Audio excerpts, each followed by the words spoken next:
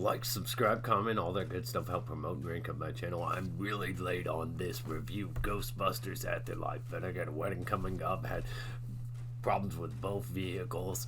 It's been crazy, working 7 days a week. Anyways, Ghostbusters Afterlife.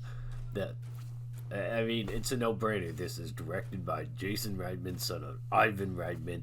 This is a very respectful follow-up to the first two Ghostbusters films. Unlike that, just for context, I like the first two Ghostbusters films. I like the Ghostbuster game that feels like a proper sequel to those films, and I like the real Ghostbusters. I grew up on Ghostbusters, loved the song, all that stuff, had the toys, had crazy stuff, just Ghostbusters. Awesome stuff. So this film I've been really excited for, I've been really anticipating, highly anticipating. I have my doubts and all that, but when it came down to it, finally seeing this film, it was pretty solid, pretty good. I'm not going to waste your time with a lengthy review. I'm really late on this review anyway. I'm sure all the spoilers are out there about what this film is about. I'll skirt around spoilers as much as possible, but the positives on this one, you can tell it's really catered with care and love, respect. My favorite Ghostbuster was always Egon. He plays a big role in here, even though the guy that played him is dead in real life, moved on. This is about the granddaughter of him and her discovering the legacy, the roots, all that. Very, very well played. Phoebe, I think her name is, the actress that plays her, absolutely amazing in every scene. She's very sarcastic, funny, dark sense of humor. Some of the stuff isn't laugh out loud. Some of the stuff falls flat, but it fits her character perfectly.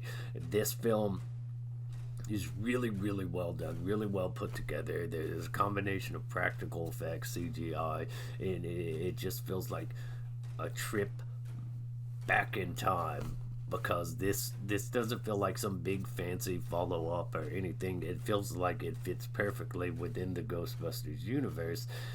It is a great third installment. I mostly just have positive things to say about this. Paul Rudd in there is his usual Paul Rudd self, putting on VHS tapes, 80s movies for his kids that he doesn't want to teach. Some pretty funny stuff in here, and it's very heartfelt tribute, though. Respectful, very respectful. I do have some negatives, but mostly it was pretty great. Itself feels really contained, like it's not going over the top, or it is big, apocalyptic in scale, but for the most part it's just takes place in this quiet rural area, farmlands. It's humorous, charming. It doesn't overload you with Ghostbuster Easter eggs. Even I'm not somebody that watches a movie and like, oh, that's cool, that's a reference to that. I don't get overloaded by all that Easter egg hunt stuff or nods to the past. So, there's a such thing as too much fan service, and there's a such thing as, it's okay to do as much fan service as you want, as long as you're telling a new, fresh story that breathes new life into this franchise. This movie, it breathes new life into this franchise. It carries the torch appropriately, so it's not just like it's relying completely on nostalgia to get you in the seat and keep you there and make you blindly praise this movie. No, it has its flaws and problems, but in comparison to the other Ghostbuster movie, the 2016 one, that was, I did not like that movie at all. Maybe you did. Cool if you did. But me, no. I thought it was very disrespectful, very god-awful. And this one was a really great follow-up. Very, very honorable. On the negative side, when I say it has its flaws, some of the least interesting things about it are, I would say, the original Ghostbusters, aside from Egon. That's some of the least interesting stuff about it.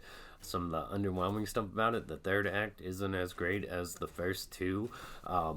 When it comes to the mother in this movie, she seems more like a big sister and doesn't have much character or development. In fact, this movie doesn't have a strong cast of characters with a lot of depth and substance. The brother played by Finn Wolfhard. Some people are like, oh, it's gonna feel like Stranger Things because he's in there.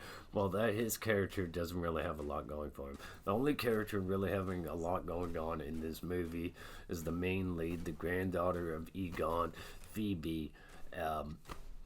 She and her strong connection to the just trying to unravel the mystery that is her grandfather, discover her roots, her legacy, all that. That stuff. Just her character and her connection to Egon.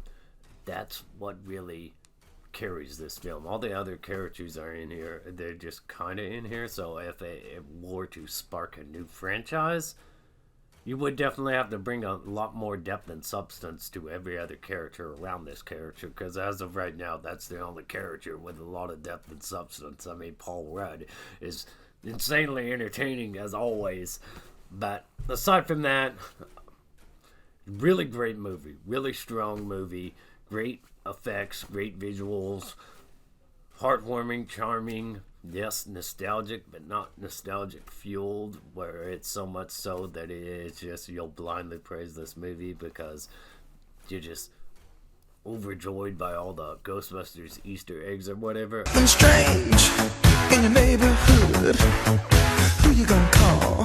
Ghostbusters! 7 out of 10.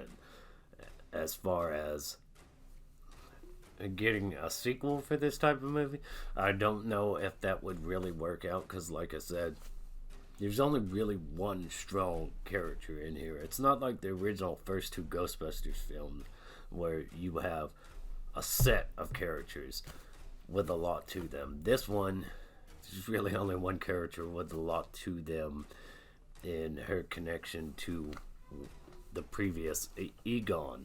Let me know your thoughts and opinions. Did you like it? Did you hate it? Did you actually like the 2016 Ghostbusters?